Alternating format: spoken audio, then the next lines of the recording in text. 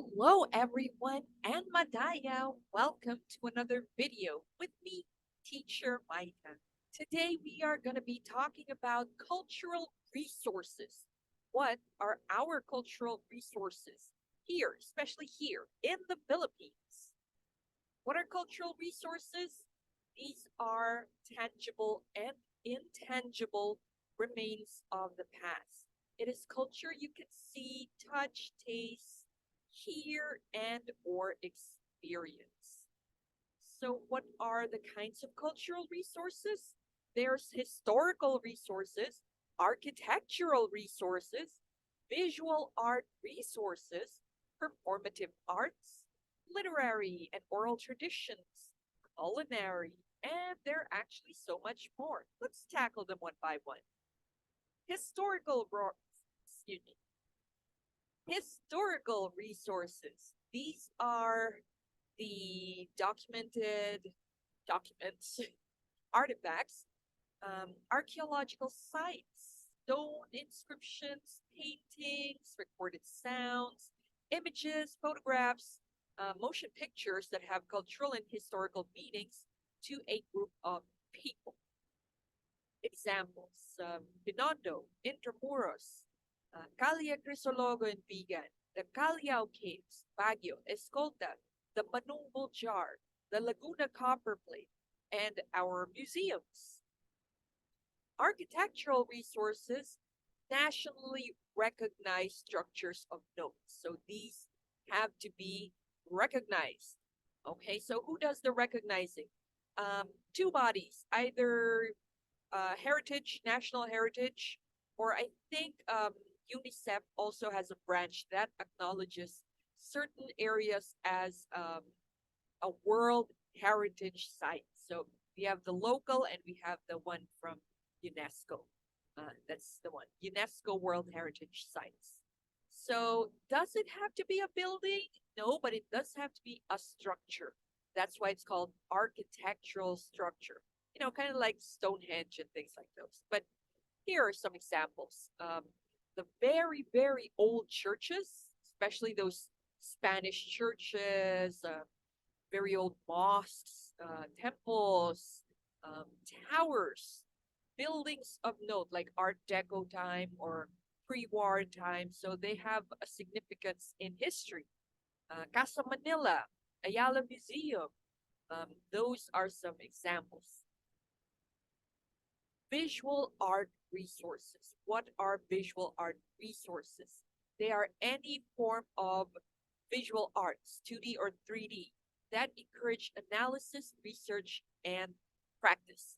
These would be important to a group of people. So it does not have to be important to the whole country, but it does have to be important to a select group at least, like a particular tribe or a particular family even.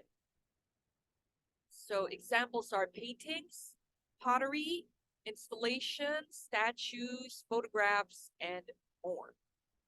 How about some intangible ones? Because there are some intangible ones like the performative or performing arts, culinary arts, literary arts, and other oral traditions. Performing arts as a cultural resource. Those are the performing arts that have significance to a group of people.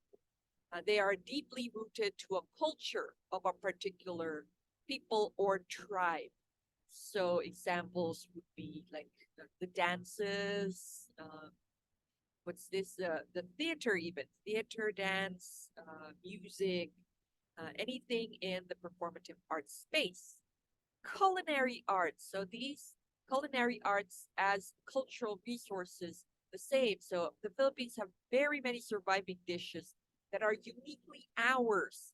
In fact, each province, each tribe, and even each family have their own traditional recipes like adobo, kare-kare, balut.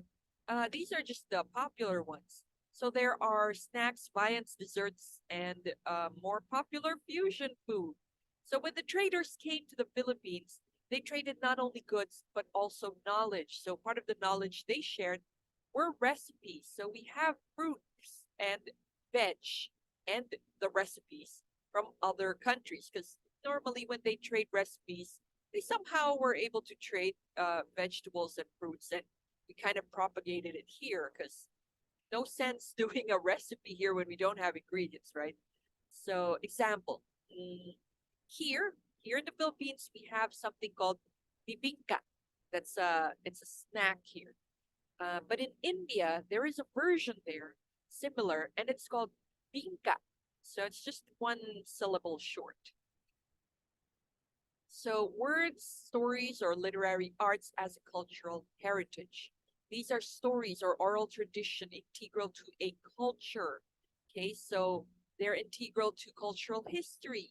These stories are a form of entertainment and learning. So with the passing of the stories, tribes usually sing or orate through poetry. So Hudhud and Darangin are a few of the surviving poetries on legends. So hopefully we'll take up more. Let me know if you want some more. Pre-colonial poetries and songs aren't the only tangible stories to pass on.